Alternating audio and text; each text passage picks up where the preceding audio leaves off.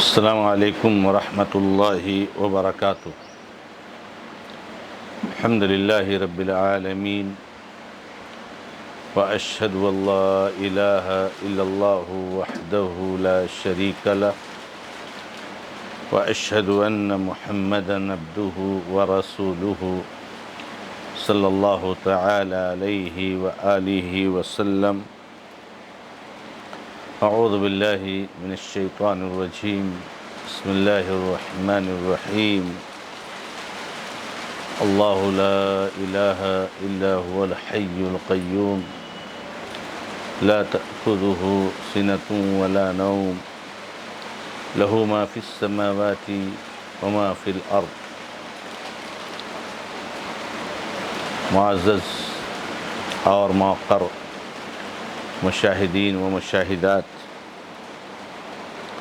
سلسلے تفسیر قرآن شعبہ دعوت و تبلیغ جماعت المسلمین محصلہ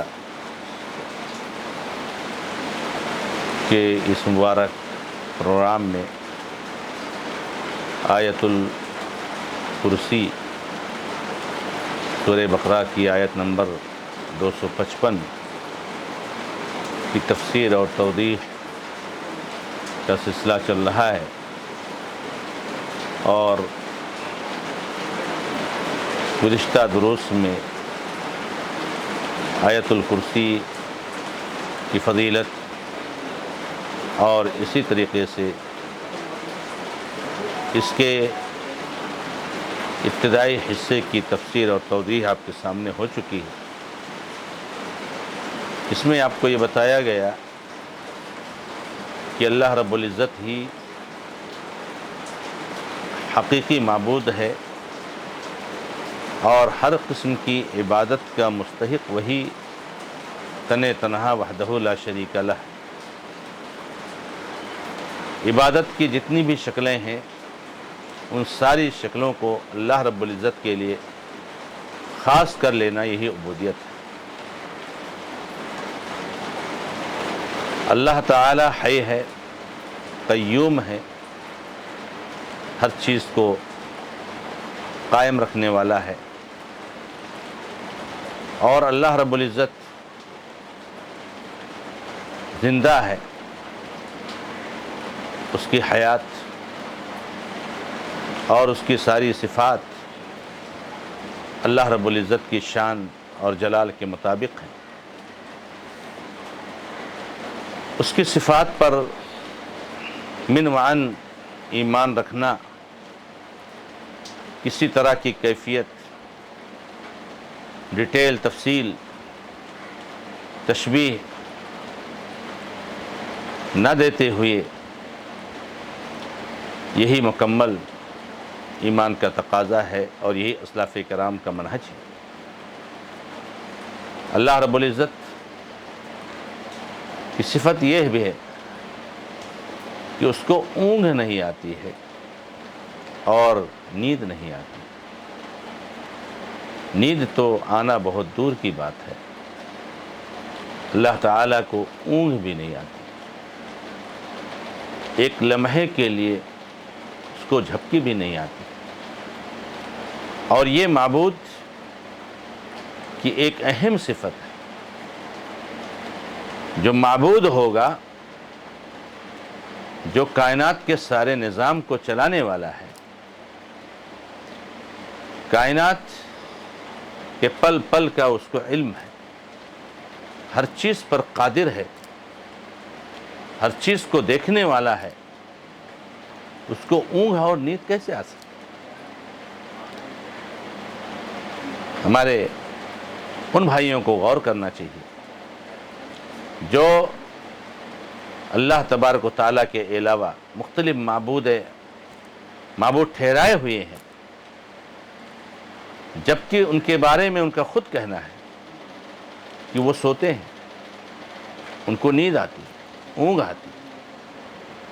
تو جس کو اونگھ آئے، جس کو نیند آئے، وہ معبود کیسے ہو سکتا؟ ابھی ہمارے ملک میں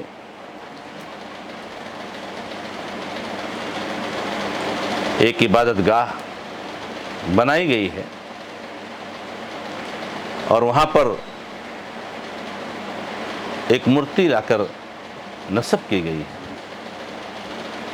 اس کے بارے میں یہ باور کرایا جاتا ہے لوگوں کو کہ لوگوں یہ تمہارا معبود ہے، تم عبادت کے اعمال اس کے لیے انجام دو۔ یہ لوگوں کی بگڑی بناتا ہے اور لوگوں کا بگاڑ سکتا ہے، لوگوں کو دے سکتا ہے، لوگوں کو چھین سکتا ہے۔ یہ اس کے بارے میں ان کا نظریہ ہے۔ بڑے زور شور کے ساتھ اس معبود کے بارے میں لوگوں کے بیچ میں یہ بات بھی آئی کہ 15 گھنٹے تک ہمارے معبود کو جگائے رکھنا یہ مناسب نہیں ہے، آرام کرنے کا وقت دینا چاہیے، یعنی 24 گھنٹہ معبود کی زیارت کا وقت نہیں ہونا چاہیے، بلکہ وقت کم کرنا چاہیے تاکہ اس میں وہ آرام کر سکے۔ اگر ذرا بھی عقل ہمارے بھائیوں کو ہوتی تو وہ سمجھ سکتے تھے، وہ سوچ سکتے تھے کہ جب وہ معبود ہے، لوگوں کی بگڑی کو بناتا ہے، بنے کو بگاڑتا ہے، بیماروں کو شفا دیتا ہے، فقیروں کو نوازتا ہے، ہم اس کے سامنے سر جھکاتے ہیں، اس سے دعا کرتے ہیں۔ اگر وہ ہمارا معبود ہے تو معبود کو آرام کرنے کی ضرورت ہے۔ معبود کو تو کوئی تھکاوٹ نہیں لاحق ہوتی، معبود تو سب سے طاقتور ہوتا ہے، سب سے بڑا ہوتا ہے۔ اس کا مطلب کہ ہم نے جھوٹا معبود گڑھ رکھا ہے۔ تو اللہ رب العزت اور معبود برحق کی ایک صفت یہ ہے کہ اس کو اونگ اور نیند نہیں آتی۔ اللہ تعالیٰ نے آگے فرمایا لہو ما فی السماوات وما فی الارض، اسی کے لیے ہے ساری چیزیں جو زمین میں ہیں اور ساری چیزیں جو آسمان میں۔ بلا شک و شبہ کائنات میں جتنی بھی مخلوقات ہیں، چاہے وہ بڑی سی بڑی مخلوق ہو، چاہے وہ چھوٹی سے چھوٹی مخلوق ہو، چاہے ذی روح مخلوق ہو، چاہے غیر ذی روح مخلوق ہو، چاہے انسان ہو چاہے غیر انسان ہو، چاہے انبیاء ہوں، شہداء ہوں، صلحاء ہوں، اور چاہے فاسق اور فاجر لوگ ہوں، سب کا مالک اللہ ہے۔ سب کے اوپر ملکیت اللہ کی ہے، اختیار اس کا ہی چلتا ہے، وہی سب کا مالک ہے۔ اللہ تعالیٰ نے اس مضمون کو قرآن کریم کی بہت ساری آیتوں میں بیان فرمایا ہے۔ للہ ما فی السماوات وما فی الارض کتنی آیتوں میں آئے، اللہ ہی کے لیے ہے جو کچھ آسمان میں ہے، جو کچھ زمین میں، یعنی اللہ تعالیٰ کی ملکیت میں ہے ساری چیزیں، وہ سب کا خالق ہے، اور وہ اللہ کے اختیار اور تصرف میں اللہ تعالیٰ جو چاہے وہ کر سکتا ہے، جس کو چاہے وجود بخش دے، جس کا چاہے وجود ختم کر دے، جس کو چاہے بیمار کر دے، جس کو چاہے صحت مند تندرست کر دے، جس کو چاہے گرا دے، جس کو چاہے اٹھا دے، جس کو چاہے کھلائے، جس کو چاہے پہنائے، جس کو چاہے فقیر بنائے۔ تو یہ اللہ رب العزت کی ملکیت ہے، اللہ تعالیٰ کا اختیار ہے، اللہ تعالیٰ کا پاور ہے۔ اللہ رب العزت کی ملکیت سے کوئی باہر نہیں جا سکتا، زمین اور آسمان کی ساری چیزیں اسی کی ہیں، وہی سب کا مالک ہے۔ اسی لیے اللہ تعالیٰ کے اسماء حسنہ میں سے ملک اور مالک یہ اللہ تعالیٰ کا اسم ہے، مالک ہے، ملکیت رکھنے والا ہے۔ تو اللہ تبارک و تعالیٰ ساری چیزوں کا مالک ہے، چاہے وہ سورج ہو، چاہے وہ چاند ہوں، چاہے وہ ستارے ہوں، چاہے وہ زمین اور آسمان ہوں، ہر چیز کا مالک اللہ تعالیٰ ہے۔ ہر چیز میں اختیار اور تصرف اللہ رب العزت کا ہی نافذ ہے۔ اللہ تعالیٰ ان ساری مخلوقات میں جو چاہے کرے، کوئی نہ اس سے سوال کر سکتا ہے، کوئی نہ اس سے پوچھ سکتا ہے۔ لا یسأل عما یفعل وهم یسألون، لوگ جو کرتے ہیں اس کے بارے میں، اللہ تعالیٰ جو کرتا ہے اس کے بارے میں کوئی سوال نہیں ہو سکتا۔ اللہ تعالیٰ نے آج گرمی کیوں کی، اللہ تعالیٰ نے آج ٹھنڈی کیوں کی، اللہ تعالیٰ نے بارش کیوں نازل کیا، اللہ نے کیوں نہیں نازل کیا، کوئی سوال نہیں کر سکتا۔ وہ مالک ہے، وہ اختیار رکھنے والا ہے، پاور رکھنے والا ہے، جو تصرف چاہے وہ کر سکتا ہے۔ ان اللہ یفعل ما یشاء، اللہ جو چاہتا ہے کرتا ہے۔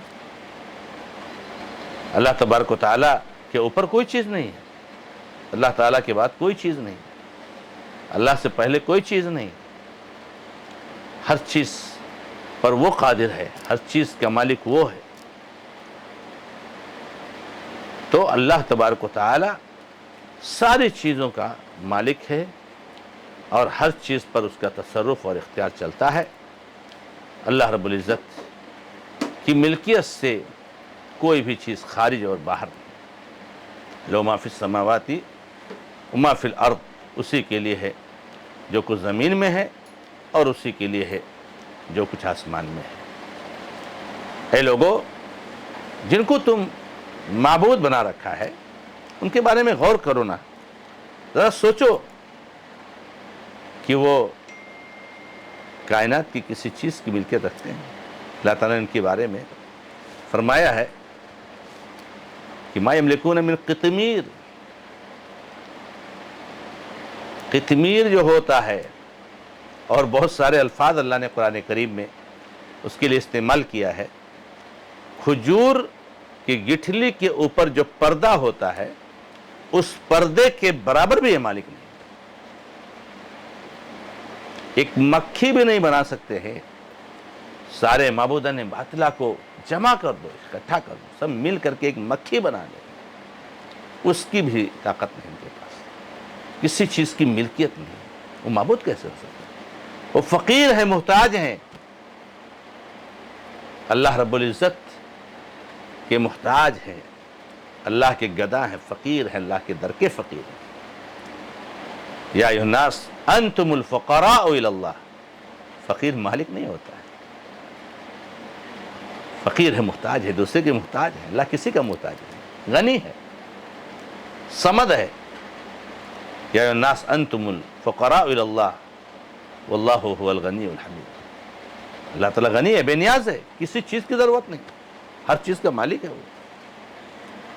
اور اے لوگوں، تم سارے کے سارے لوگ فقیر ہو، انبیاء بھی فقیر، رسول بھی فقیر، شہداء بھی فقیر، صالحین بھی فقیر، علماء بھی فقیر، جوہلا بھی فقیر، امیر بھی فقیر، غریب بھی فقیر، سب فقیر۔ لہو ما فی السماوات وما فی الارض، ہر چیز کا مالک وہ ہے۔ اللہ تعالیٰ آسمان کا مالک ہے۔ جن معبودوں کو تم معبود بنا رکھے ہو، کس چیز کے مالک ہے؟ کون سی چیز ایسی ہے جس کو مالک ہے؟ آسمان کے، زمین کے، سورج کے، چاند کے، ستارے کے، سمندر اور تالاب کے، اس نظام کے؟ بتاؤ کون چیز کا مالک ہے؟ ہر چیز کا مالک وہ ہے۔ تو اللہ تعالیٰ ہی کے لیے ساری چیزیں ہیں، جو کچھ آسمان میں ہیں اور زمین ہے۔ اللہ رب العزت سے دعا ہے کہ رب العزت ہمیں اور آپ کو توحید کے عقیدے کو سمجھنے کی توفیق عطا فرمائے۔ ھذا ما عندی، اللہ تعالی عالم، والحمد للہ رب العالمین، وصلی اللہ علی محمد وسلم تسلیما کثیرا، والسلام علیکم ورحمۃ اللہ وبرکاتہ۔